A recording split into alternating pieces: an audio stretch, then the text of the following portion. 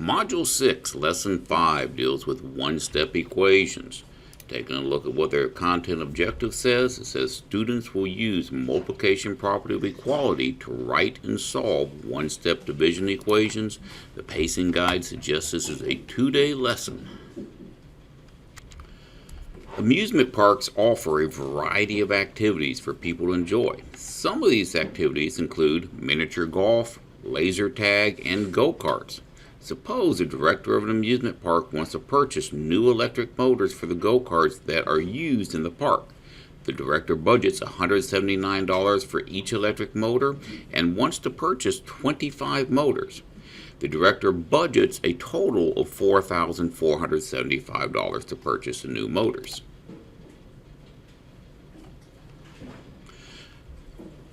The equations 1/5 x equals $4,475 and x over 5 equals $4,475 represent this situation.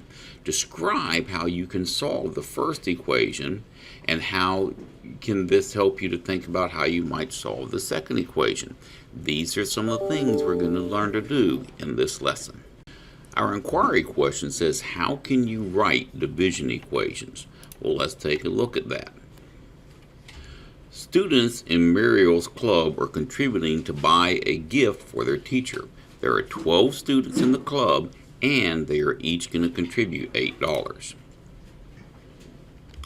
The instructions go on right here to say, write an equation that could be used to determine the total cost of the gift. Well, when you ask yourself, what do I know? You know that there are 12 students, and you know that each student is going to contribute to $8. What do you need to find? You need to find the total cost of the gift. From there, we could use the bar diagram method. The bar diagram we've talked about before and other things is going to have the total cost, the diagram divided into 12 sections because there's 12 students that are going to be giving to it, and then we can say from there that each one of those sections represents $8 because each of the 12 students is giving $8, and then the whole bar diagram, that whole bar diagram is going to equal the entire cost. That could lead you to an equation, something like 8 times 12 equals the cost. That's the one I'm thinking of. Let's see what they give us. They said the cost divided by 12 equals 8. That's the same thing, it's just written a different way.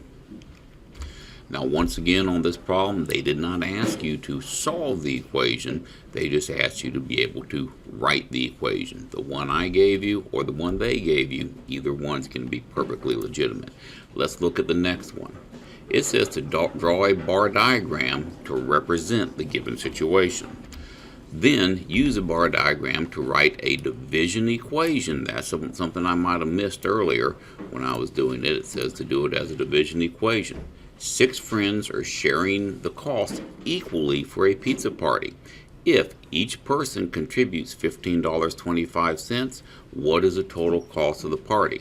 Well, what do you know? You know you've got 6 people, and you know that each one is doing $15.25. So, on the bar diagram, they cut it into 6 equal sections, each section representing the amount that each person donated. How much is each section amount? It's going to be $15.25, and your entire bar diagram, well, that's going to end up equaling P. So from there, your division equation, you could say P divided by the 6 sections is equal to $15.25, or you could also say P divided by $15.25 equals the 6 sections. Either one of those would be a perfectly legitimate answer written as a division equation. Now, I think you're going to find this next set of instructions to be very similar to what we've done when we did the addition equations and we did the subtraction equations. It says that when you're taking and writing these real-world problems, you need to start off by describing the mathematics used in the problem and use only the most important words in the problem. That sound familiar to you? We said it in the last 2 lessons. Next, you're going to define a variable to represent the unknown quantity. We said that in the last 2 lessons as well. And finally, you're going to translate those words into an algebraic expression. We also said that in the last 2 lessons. So let's take a look at a video that they have on how to do this.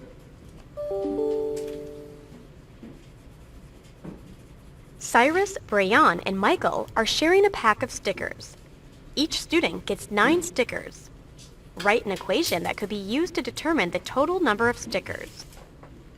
To write an equation for the problem, begin by describing the situation. Identify any key words and numbers. You know that there are 3 students and that they each received 9 stickers. Next, use the key information to model the problem with words. Each student receives 9 stickers. To find the total number of stickers, divide the number of stickers by the number of students. The total number of stickers divided by the number of students is equal to the number of stickers each student receives. Now define a variable to represent the unknown number. The number you want to find is the total number of stickers, so let the variable s represent the number of stickers. Finally, use the word model to write an equation. The total number of stickers is represented by the variable s. There are 3 students who each received 9 stickers. So, an equation that models the situation is s divided by 3 equals 9.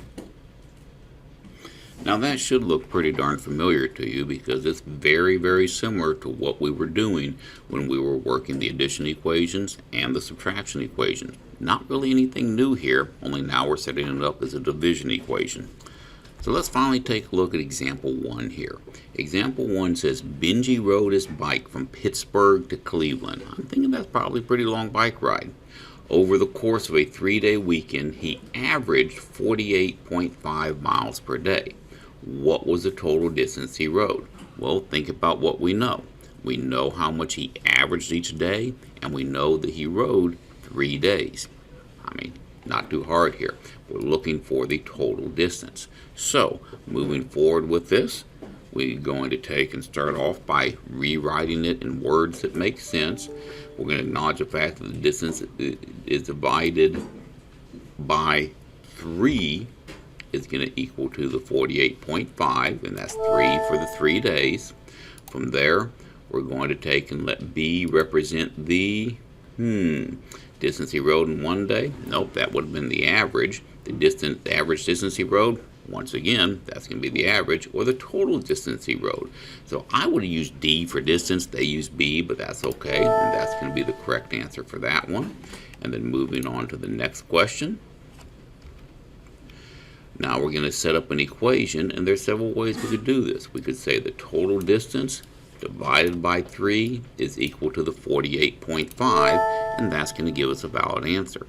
But watch this. We could also take and set it up as the total distance divided by the 48.5, and that should equal 3. And let me wiggle these a little bit. Nope, they're not going to like that, but that would actually be a true equation as well. Either one would work as far as giving you the answers that you're looking for.